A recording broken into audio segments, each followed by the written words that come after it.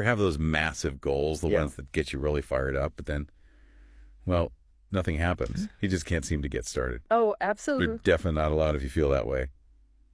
Welcome to the Deep Dive. Good to be diving in. Today we're unpacking what's really going on there. Why do we often feel, ambitious, but kind of lazy? Mm-hmm. We're looking at insights from a really interesting English Dose podcast episode. It's called Ambitious But Lazy, Why We Dream Big But Do Little. A very relatable title. Right. So our mission today is pretty simple. Figure out why this ambition-action gap exists, and crucially, find some practical ways to bridge it.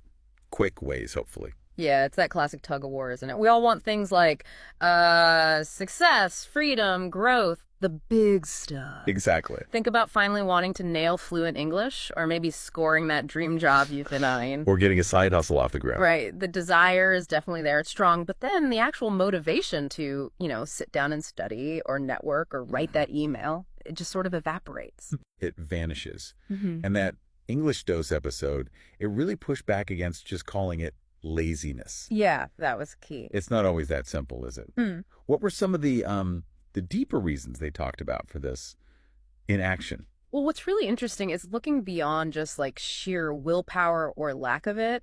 The podcast pointed to a few key culprits often mistaken for laziness. Okay. First, there's the fear of failure.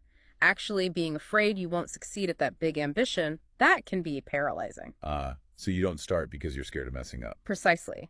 Then there's the classic trap of overthinking everything. Oh, I know that one. Trying to plan every single tiny detail perfectly before you even begin, which, let's be honest, it never quite happens. Right? Never. It just keeps you stuck. And also, sometimes it's just not having a clear plan, like a roadmap. That can leave you feeling aimless, kind of lost, and definitely unmotivated.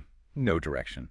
And finally, something really important that many people overlook, burnout. Burnout, yeah.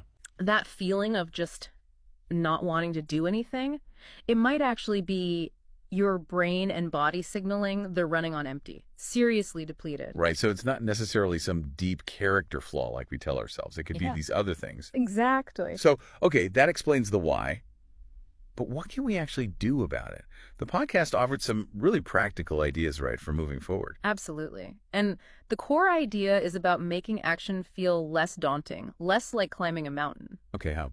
The power of starting ridiculously small. That's key. Ridiculously small, like what? Well, instead of a huge goal like, I'm going to study English for an hour every single day, maybe it's just, I'll learn 5 new words today. 5 words? Okay. Or I'll just speak for 2 minutes.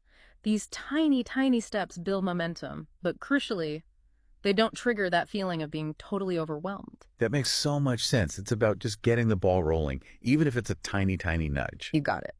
And they also mentioned focusing on systems rather than just the big goals. Can you unpack that a bit? What's the difference there? Sure. Think of it like this. Your goal might be speak fluent English. That's the big destination. Right. Your system is the daily habit. It's the routine, like practicing for 10 minutes every morning using a specific app or maybe having one short conversation. The repeatable action. Exactly. The podcast really emphasized that focusing on building those consistent routines, the systems, that's what actually leads to achieving the goals. Yeah. It's more effective than just staring at the distant finish line all the time. It's about the process, Okay, got it. So it's the small, consistent actions, the system, that really matter in the long run for getting there. Mm-hmm. And the last piece they mentioned was about rewarding progress. Why is that important for breaking this ambitious but lazy cycle?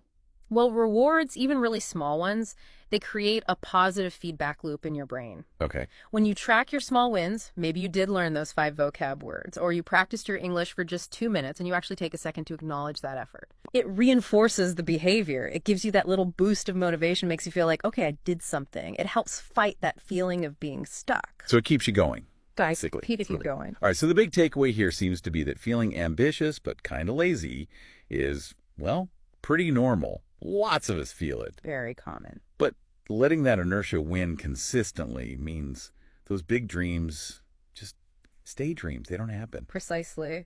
The wisdom from that English Dose podcast is really all about taking that first tiny step, even if you don't really feel like it, especially if you don't feel like it, maybe. Just do something. Yeah, that initial tiny bit of action is often what kickstarts the whole engine, turning that ambition into actual reality, one small, manageable step at a time. So as you're listening right now, maybe think about that one thing, that one goal you've been putting off. What's the absolute smallest action, like the tiniest thing you could possibly do towards it today, right now even? Could be anything.